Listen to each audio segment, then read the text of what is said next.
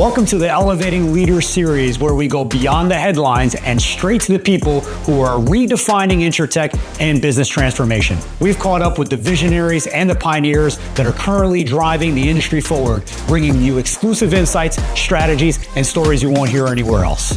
If you're ready to go deeper, this is your front row seat to the future of insurance. I'm Miguel Edwards, and this is 5 Minutes.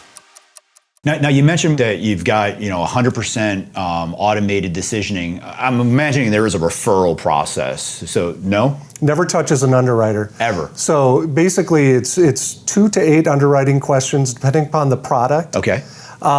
And then coupled with a real-time prescription database score, those two things work in concert to render a decision.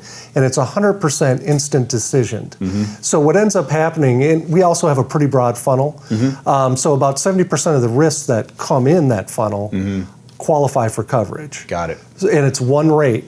So if we quote a consumer $50 for $100,000 of term insurance, they answer the 7 underwriting questions, the real-time prescription database pull, they immediately get that decision. And for those consumers that fall out, we also have a guaranteed acceptance whole life product.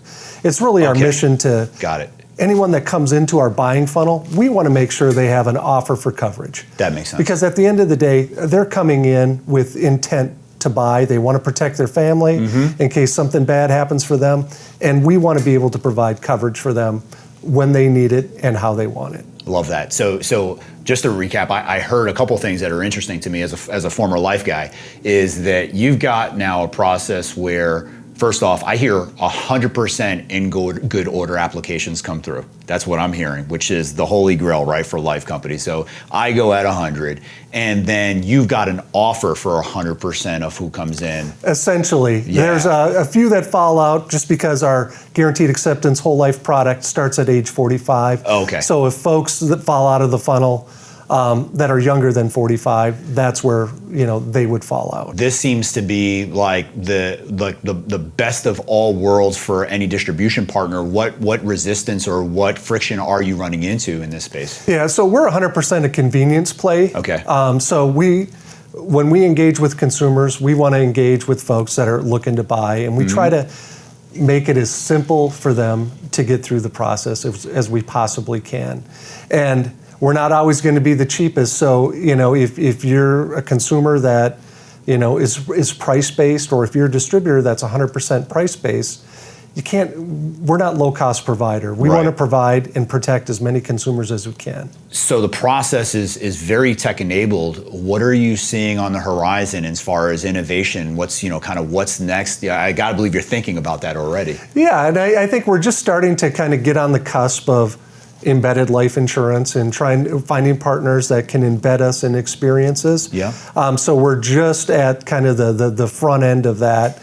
We're getting our first couple of use cases in market, probably here in the next 60 days.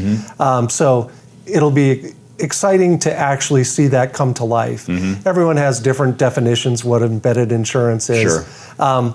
But just kind of looking where everybody, if you look at the last probably 5 to 10 years, every conversation's been about data, how to leverage data, embedded insurance, AI. Sure. And I think it's really the convergence of all three of those things coming to a head right now. Right. And I think the folks that can harness that and can work within those models and leverage data to find the right consumers kind of in the right time to really start serving up opportunities and quotes. The other thing about our process and our program is with 3 pieces of information, we could render a quote. We just need a consumer's age, gender, and zip code. So it really makes a nice experience for an embedded offer. If someone's buying another product, for instance, that life insurance could be a natural next best product. Sure. I think we're a little bit out ahead of the curve and are happy to find ways to explore and really kind of grow that side of our business. Got it. That makes a lot of sense.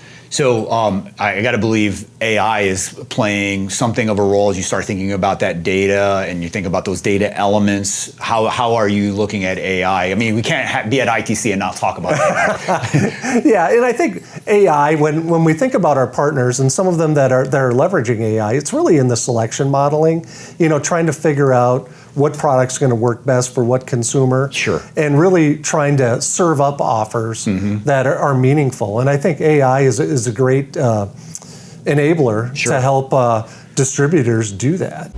Thank you for joining this episode of 5 Minutes. If you've enjoyed our discussion, we'd love for you to share it with anyone else you think might find it interesting. Also, please subscribe on whatever podcast platform you're listening on and hit that bell to stay on top of the game with our practical 5-minute episodes. We look forward to seeing you again next week.